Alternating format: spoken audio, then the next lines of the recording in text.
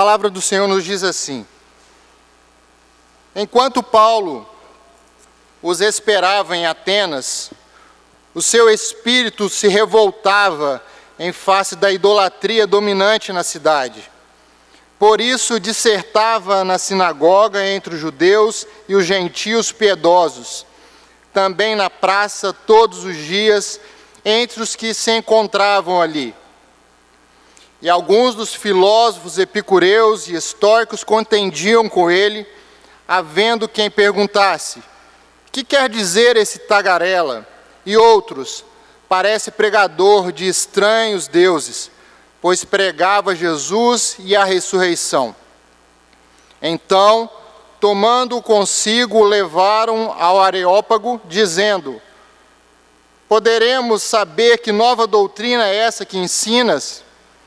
Pois que nos trazes aos ouvidos coisas estranhas, queremos saber o que vem a ser isso. Pois todos os de Atenas e os estrangeiros residentes de outra coisa não cuidavam, senão dizer ou ouvir as últimas novidades. Então Paulo, levantando-se no meio do Areópago, disse: senhores atenienses, em tudo os vejo acentuadamente religiosos, porque passando e observando os objetos de vosso culto, encontrei também um lugar no qual está escrito: ao Deus desconhecido. Pois esse quem adorais sem conhecer é precisamente aquele que eu vos anuncio, o Deus que fez o mundo e tudo que nele existe, sendo ele Senhor do céu e da terra, não habita em santuários feitos por mãos humanas, nem é servido por mãos humanas como se alguma coisa precisasse, pois ele mesmo é quem a todos dá vida, respiração e tudo mais.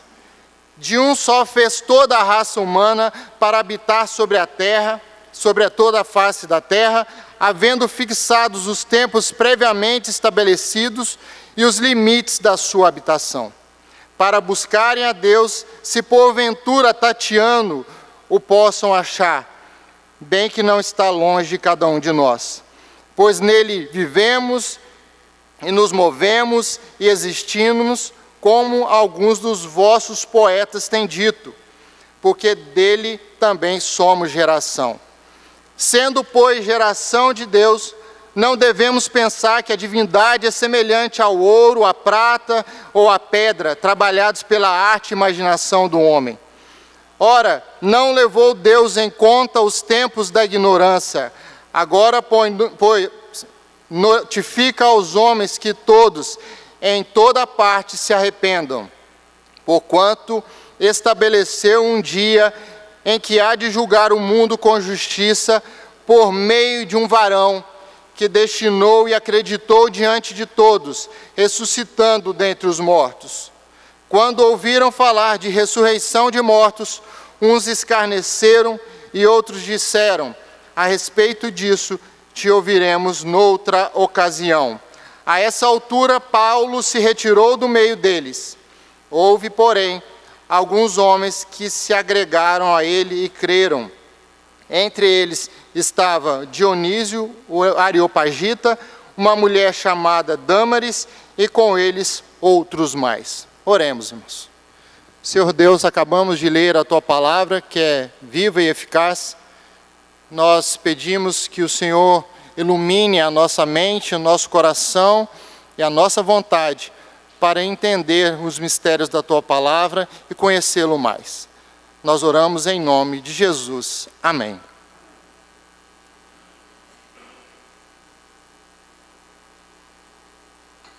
Irmãos, nessa noite, utilizando este texto lido, nós estabelecemos como título, como tema geral da nossa mensagem, o Deus desconhecido, ora revelado.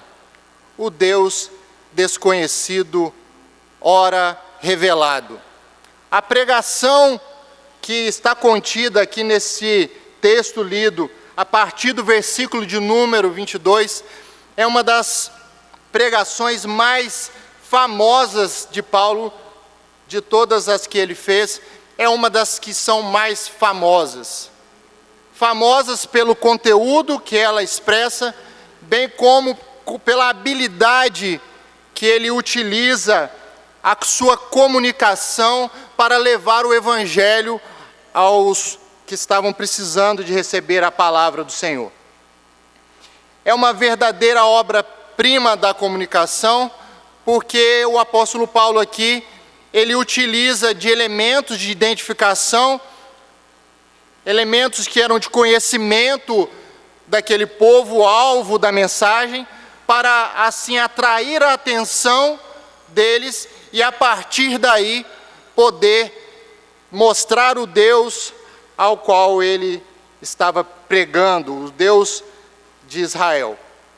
Esta mensagem, ela foi pregada, como nós vimos, em Atenas, a cidade que era a capital intelectual do mundo, centro da filosofia mundial, centro da cultura do mundo, onde nós vemos registros de personalidades que tomam conta hoje ainda da nossa história, que são ainda reverenciados na academia, como Sócrates, como Aristóteles, dentre outros.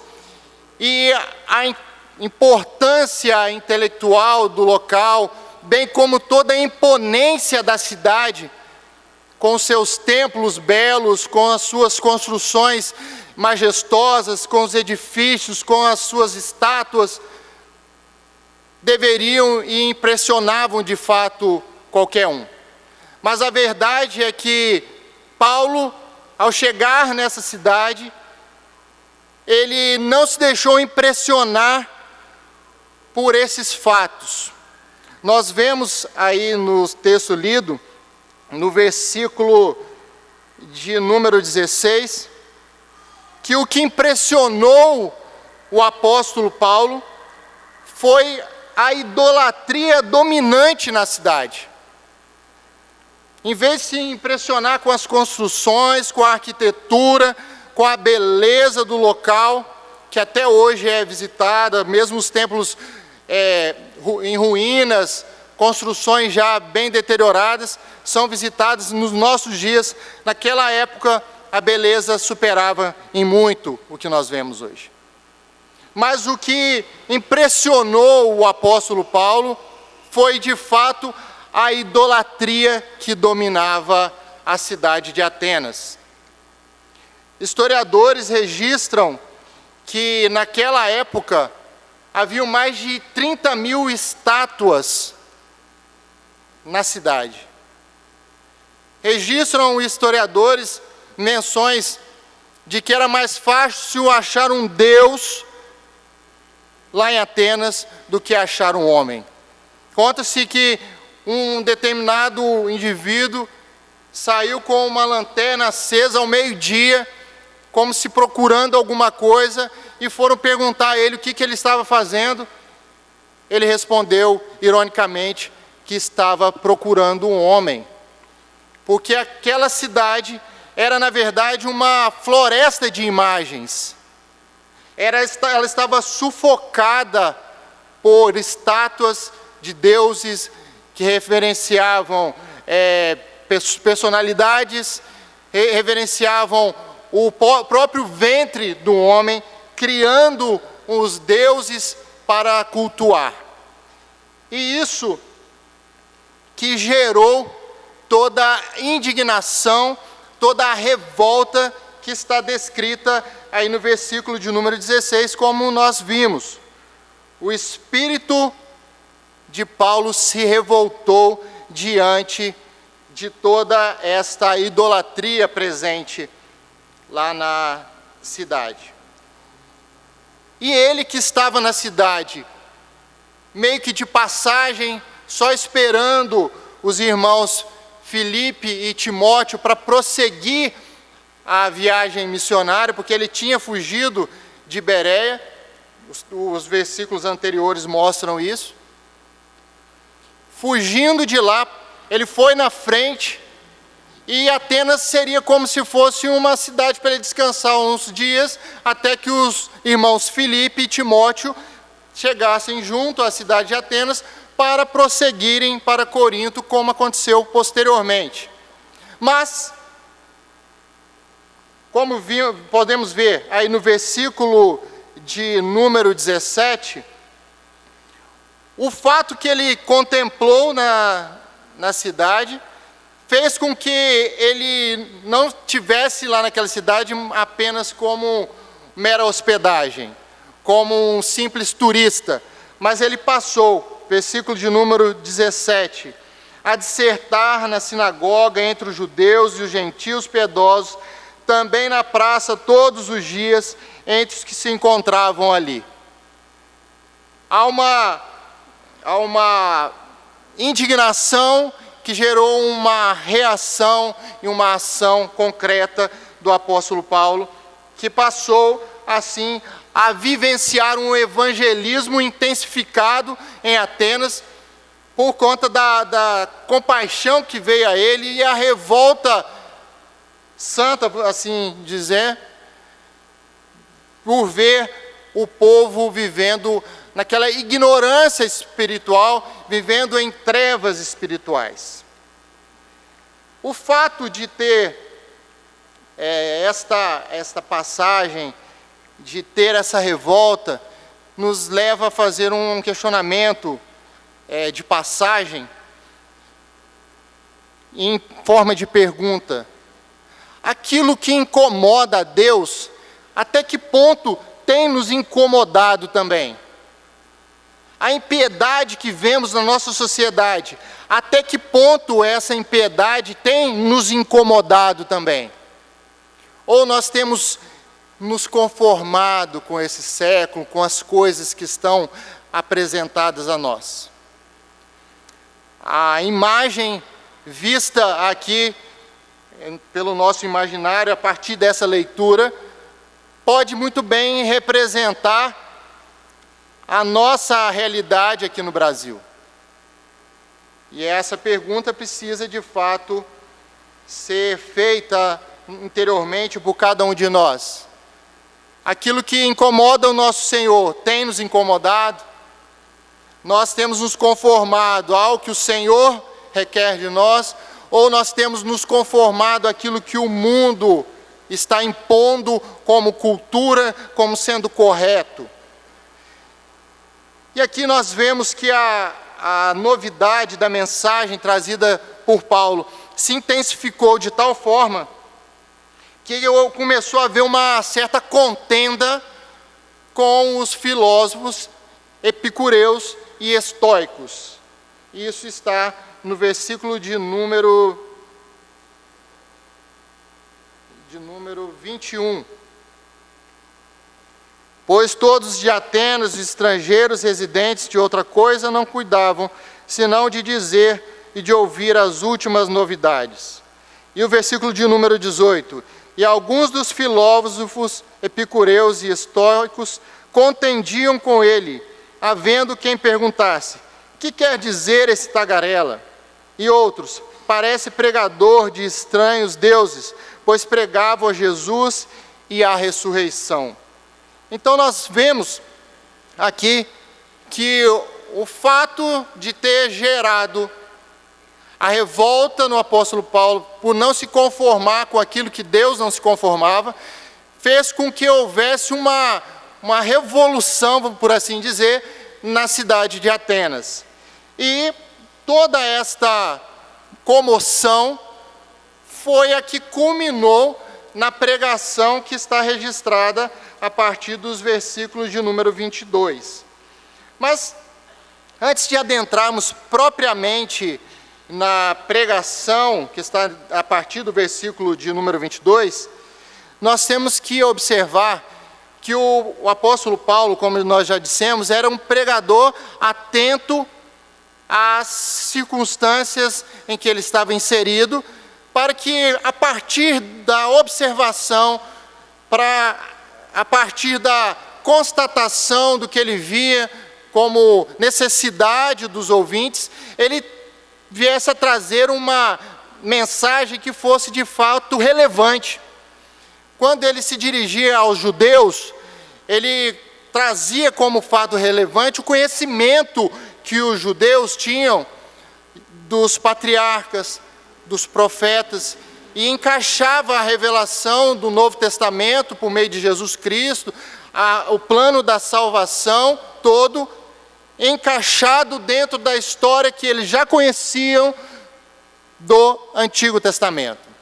Aqui na passagem em Atenas, nós vemos o mesmo apóstolo Paulo, que geralmente utilizavam os registros do Antigo Testamento de patriarcas, de profetas, para trazer a mensagem da nova mensagem do Evangelho, né?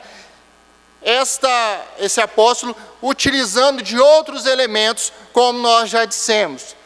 Ele traz aqui, então, 2 pontos de comunicação, 2 pontos de aproximação com os atenienses, para tratar do que eles realmente precisavam. Primeiramente, ele utiliza a menção de uma ligação com os atenienses, da menção da existência de um altar ao Deus desconhecido. O altar ao Deus desconhecido. Nós vimos isso na pregação dele e nós vamos voltar a esta abordagem.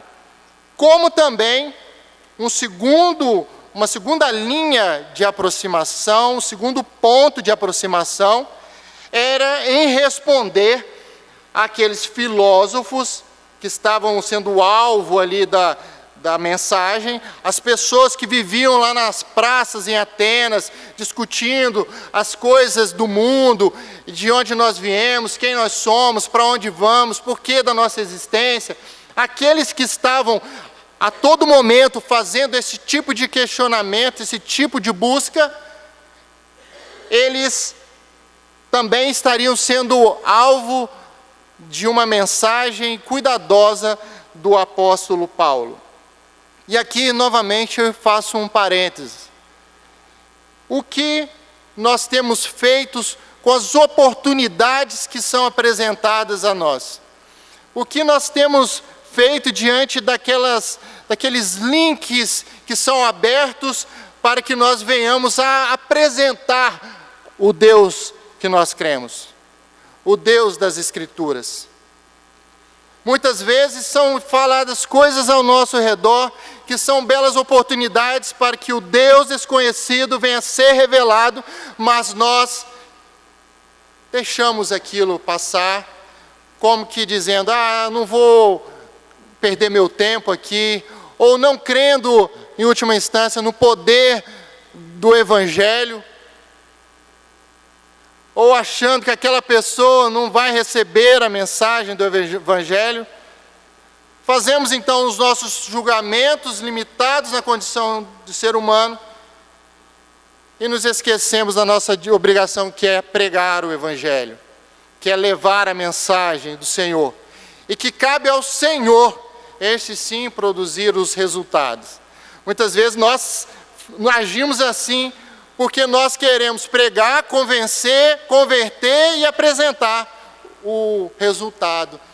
Mas quando nós nos colocamos no nosso devido lugar, que é de simples instrumentos na mão de Deus, para levar a mensagem, e os resultados estão todos na mão do Senhor, aí nós mudaremos totalmente a nossa postura diante dessas situações. Recentemente, eu tive uma experiência pessoal, após ouvir uma mensagem falando de evangelização, falando de aproveitar as oportunidades, de pedir ao Senhor poder para evangelizar.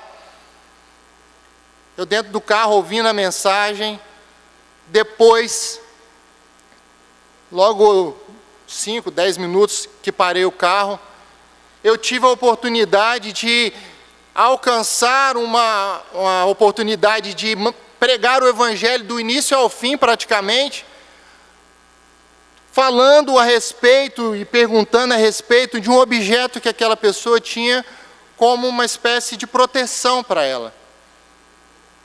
E ela demonstrou um certo desconhecimento de algumas questões referentes ao Deus em que ela estava dizendo que estava protegendo-a, e isto pode ser uma demonstração do que nós deixamos de perder de oportunidade. De quantas vezes eu deixei de falar a respeito do Senhor, e aquela oportunidade que se apareceu como sendo a mão de Deus abrindo realmente um espaço para isso, eu estive verificando que existem pessoas passando por dificuldades espirituais terríveis, pedindo por socorro, e nós não estamos vendo. Nós não estamos contemplando. Então, retomando, após esse pequeno parêntese, nós vemos que o primeiro elemento de aproximação que nós temos nessa pregação do apóstolo Paulo é o registro da imagem de um altar a um Deus desconhecido. Vamos ler novamente, irmãos, os versículos 22 e 23.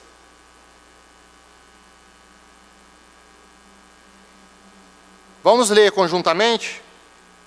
Então Paulo, levantando-se no meio do Areópago, disse: Senhores atenienses, em tudo os vejo acentuadamente religiosos, porque, passando e observando os objetos de vosso culto, encontrei também um altar, no qual está escrito: ao Deus desconhecido.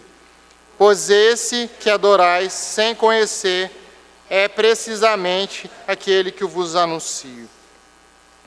Irmãos, aqui nós vemos o registro constrangedor que um pregador faz a uma ignorância, por assim dizer, de pessoas que se colocavam como os detentores do conhecimento. O apóstolo Paulo está dizendo aqui que a grande religiosidade deles não era capaz de produzir um culto racional. Eles estavam aqui sendo confrontados porque eles estavam cultuando a um Deus desconhecido, estabelecendo um local para este culto, mas eles não sabiam quem era esse Deus, o que esse Deus exigia deles, qual era a vontade de Deus, como agradar esse Deus.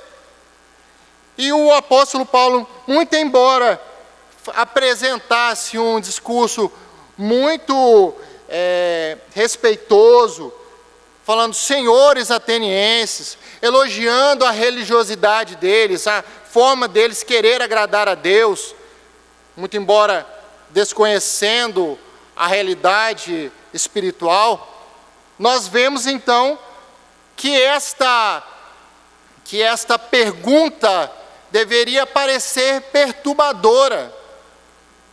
Esta pergunta, essa afirmação, melhor dizendo, deveria parecer perturbadora, porque ele diz que vocês estão adorando a um Deus sem conhecer.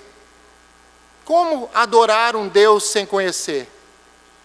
E esta situação é a situação de grande parte das pessoas nas quais nós estamos convivendo. É a realidade da nossa sociedade, é a realidade do mundo.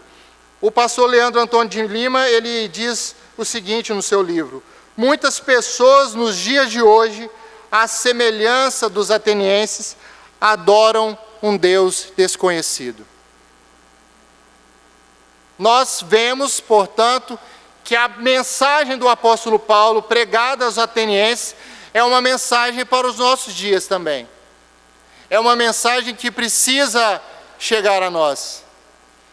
Nós vemos aqui que o desconhecimento apresentado é um desconhecimento absoluto mesmo. Eles não tinham noção nenhuma a respeito do Deus de Israel. O desconhecimento era total. O altar era como era uma forma de tentar aliviar qualquer tipo de castigo de algum Deus que eles não sabiam qual é, que por acaso ficou esquecido dentre as 30.000 estátuas, mais um Deus aqui. E o apóstolo Paulo utiliza esta figura para dizer a respeito do Deus que ele estava pregando. Aquela nova doutrina a qual eles estavam perguntando vem a ser apresentada utilizando essa aproximação que foi disponibilizada na observação do culto dos atenienses. Nós podemos, pelas Escrituras, concluir que o nosso Deus, pela sua grandeza, pela sua profundidade, pela sua majestade, de certa forma, ele é incompreensível mesmo. Em certa medida, nós não conseguiremos conhecer a Deus totalmente. Nós temos um registro bíblico, por exemplo, de Deuteronômio 29, que nos diz: as coisas encobertas pertencem ao Senhor nosso Deus, porém as reveladas nos pertencem, a nós, a nossos filhos, para sempre, para que cumpramos todas as palavras dessa lei. Então, as coisas encobertas pertencem ao Senhor. Então, tem coisas que nós não teremos as respostas. Há um certo desconhecimento natural do nosso Deus, até por conta da sua grandeza, da diferença de natureza de um Deus para um homem. E nós vemos isso em outras passagens bíblicas, por exemplo, também Isaías 55, 8, 9, que nos diz: porque os meus pensamentos não são os vossos pensamentos, nem os vossos caminhos, os meus caminhos. Como eu vou entender a Deus na sua extensão total? Impossível. Existem alguns teólogos que dizem, para exemplificar isso, que o infinito não pode conter o infinito. Nosso conhecimento sempre será limitado a respeito do nosso Deus. Mas nós poderíamos refletir a respeito de outro desconhecimento, que não aquele desconhecimento absoluto, mas um desconhecimento de um Deus que é criado segundo utilização de alguns pontos contidos na Bíblia, mas que na verdade se descaracteriza a tal ponto que nós temos um outro Deus que é cultuado. A descaracterização é tão grande que nós não temos mais o Deus da Bíblia, nós temos um terceiro Deus. Não é mais o Deus das Escrituras. Nós poderíamos utilizar como exemplo que nós vemos com muita frequência a menção a um Deus de amor sem o seu atributo justiça. Nós vemos também a menção de um Deus da Bíblia, um Deus de Israel, um Deus que mandou Cristo Jesus, mas um Deus desconectado da Bíblia, da palavra, principalmente no que diz respeito às questões de costumes, às questões de valores conservadores. Nós vemos ainda uma outra possível aplicação do desconhecimento de Deus no ponto de vista da nossa fé. Nós sabemos que há a possibilidade de pessoas conhecerem intelectualmente o que as Escrituras falam a respeito de Deus, saber até dialogar a respeito, dissertar sobre o tema, mas não existe uma fé verdadeira.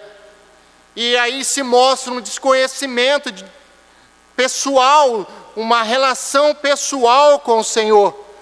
Nós sabemos que a fé verdadeira, ela não é mero assentimento intelectual.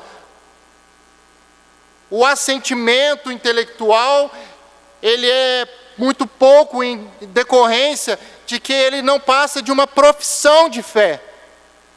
Na medida em que, para sermos de fato do Senhor, para sermos considerados que conhecemos a Deus, nós precisamos possuir fé.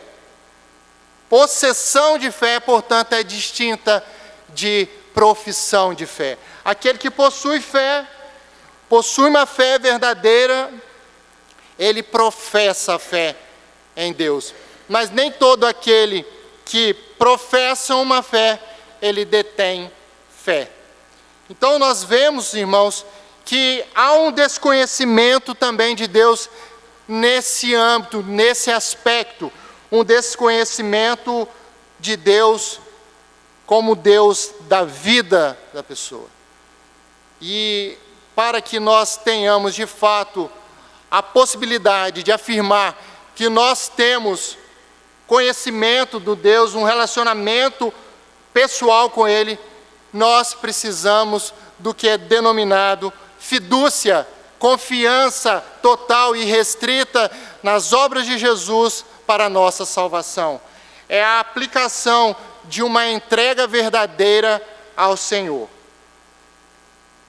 Irmãos, então, já encaminhando para o fim dessa primeira análise do desconhecimento, temos uma aplicação que é muito importante para nós, que é do desconhecimento em decorrência do não aprofundamento nosso como cristãos.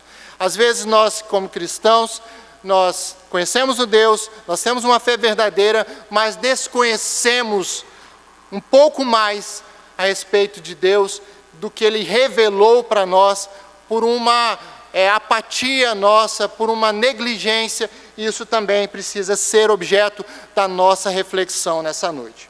Um segundo elemento de aproximação, como nós dissemos, são os aspectos filosóficos que estavam envolvidos ali na passagem. E aqui o apóstolo Paulo, ao mesmo tempo que apresenta o Deus que ele está pregando, ele vem e afirma categoricamente qual é a cosmovisão que um servo deste Deus desconhecido, agora revelado, precisa de ter. E aqui, irmãos, nós fazemos menção àqueles grupos de filósofos que foram mencionados nas escrituras aqui, os denominados epicureus e os estoicos. Os epicureus, eles tinham um pensamento que tinha como lema: aproveite a vida, curta o momento. Eles eram ateus, materialistas, entendiam que a vida era só isso, tinham que aproveitar ao máximo, e depois que morressem não restava mais esperança. Portanto, o que cuidava a eles era refletir sobre as formas variadas de aproveitar o aqui e o agora. Os estoicos já eram uma linha filosófica que era mais fatalista, dizendo que nós tínhamos que aguentar a vida. Não era aproveitar a vida, mas aguentar a vida. Tinha que ser pessoas que suportavam as dificuldades, eram panteístas, ou seja, pessoas que cultuavam tudo, porque tudo era Deus, Deus é tudo, e isto era feito de tal forma que também mostrava um desconhecimento a respeito de Deus. Utilizando por empréstimo uma pregação de Philip Ryken na Conferência Fiel, em que ele fala a respeito da cosmovisão cristã em 4 movimentos, eu gostaria de aplicar esses 4 movimentos na pregação do apóstolo Paulo. Muito embora ele não trate desse texto, ele é perfeitamente adaptável aqui.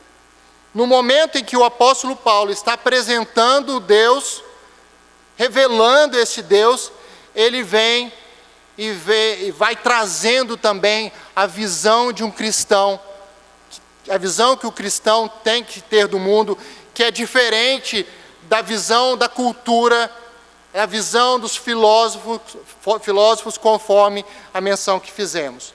Quais seriam esses 4 movimentos? Primeiro movimento, o movimento da criação. O segundo movimento é o movimento da queda, a queda do homem, pecado original. O terceiro movimento seria o movimento da graça. E o quarto movimento, o movimento da glória. Então seriam 4 movimentos cronológicos também, né? Criação, depois a queda, terceiro passo, a graça de Deus se manifestando, e o último movimento, que é o da glória, que é a da vida eterna, juntamente com o nosso Senhor. Então, nós observamos isso nessa pregação de Paulo. Observem, irmãos, o que diz o versículo de número 24 e o versículo de número 25, aqui mostrando na pregação de Paulo esse primeiro movimento da criação. O Deus que fez o mundo e tudo que nele existe, sendo ele Senhor do céu e da terra, não habita em santuário feitos por mãos humanas, nem é servido por mãos humanas, como se de alguma coisa precisasse, pois ele mesmo é quem a todos dá vida, respiração e tudo mais. Então aqui o Philip Ryken, ele apresenta a necessidade de termos uma visão, uma cosmovisão, uma visão do mundo diferente da visão que os filósofos estavam apresentando lá em Atenas. Aqui, o nosso Deus é apresentado como um Deus criador, apresentado como sendo aquele que nos mantém, que nos sustenta, e a Ele nós devemos todo o louvor. A nossa visão de mundo, portanto, irmãos, é uma visão em que nós enxergamos Deus sendo revelado por meio das coisas que Ele criou, e nós podemos assim desfrutar da presença maravilhosa e da mensagem que tudo e que a natureza nos dá. Mas, diferentemente dos estoicos, que entendiam que eles precisavam cultuar as coisas porque Deus era uma árvore, Deus era um animal. Não, essas são criaturas de Deus. Nós somos também criaturas de Deus. Nós não somos deuses. Da mesma forma, a cosmovisão de criação apresenta uma contradição com o pensamento dos epicureus, porque nós não viemos do nada, nós não fomos formados da matéria, nós somos criados pelo Deus, Criador dos céus e da terra, e toda a nossa existência, toda a nossa visão do mundo passa por meio desse fato. Tudo o que nós cremos deve passar pelo fato de reconhecermos e termos fé de que Deus criou o mundo. O segundo movimento é o movimento de queda, e ele está registrado no versículo de número 30, quando Paulo diz: ora, não levou Deus em conta os tempos da ignorância, agora, porém, notifica aos homens que todos, em toda a parte, se arrependam. Aqui nós vemos a demonstração de que o pecado surgiu. A ignorância tomou conta da vida dos atenienses de tal forma que eles estavam adorando ao Deus que eles não conheciam. Eles estavam cultuando a alguém, a algo, sem saber o gosto desse Deus, sem saber a forma como deveriam cultuar esse Deus. E a ignorância aqui, ela é apontada pelo apóstolo Paulo também como referência, portanto, à queda e à necessidade de caminharmos para um terceiro movimento, que é um movimento da graça de Deus. E a graça de Deus, ela pode ser também visualizada a partir desse versículo de número 30 e 31, quando Deus, através do apóstolo Paulo, convida os atenienses a se arrependerem. Agora, porém, notifica aos homens que todos, em toda parte, se arrependam. A graça de Deus estava sendo apresentada aos atenienses. E esse elemento, bem como a queda, precisam ser pensados por nós. Precisam fazer parte da nossa visão de mundo. Nós precisamos nos lembrar, na nossa vida diária, que nós somos pecadores, carecedores da misericórdia do Senhor, e que pela graça nós somos salvos mediante a fé em Jesus. O arrependimento é uma mensagem central do Evangelho. Nós vemos o arrependimento sendo a tônica de toda a Escritura. A primeira das primeiras mensagens de Jesus foi uma mensagem de arrependimento. A mensagem de João Batista foi uma mensagem de arrependimento. A mensagem dos profetas foi uma mensagem de arrependimento. E o terceiro e último movimento é o movimento da glória. A vida eterna, da ressurreição, de estarmos na presença de um Deus que há de julgar o mundo e sermos glorificados juntamente com Ele na ressurreição dos mortos, por meio da obra não nossa, mas da obra de Jesus, que foi apresentado, foi acreditado diante de todos os homens, e pela morte dele que conquistou esse direito para nós. Nós vemos, irmãos, que o apóstolo Paulo, ao mesmo tempo em que ia prosseguindo com a sua mensagem, destronando as imagens, esculturas, a idolatria presente em Atenas, esse mesmo Paulo, ele já ia também desconstituindo o pensamento dos filósofos que estavam incutidos na cidade de Atenas, que era o culto a si mesmo, que era um certo fatalismo e um culto a deuses feitos por mãos humanas. Nós percebemos claramente, irmãos, na mensagem, que o apóstolo Paulo vai destronando cada um desses objetos, cada uma das filosofias de vida que são contrárias ao pensamento do Senhor. Filosofias essas que estão muito presentes nos nossos dias. Aproveitar a vida, carpe diem. Nós ouvimos isso a todo momento, em que nós devemos gozar a vida, ter felicidade, buscar as coisas, quebrar aquelas coisas que não nos trazem felicidade, mesmo que a custo disso nós venhamos a entristecer ao Espírito do Senhor.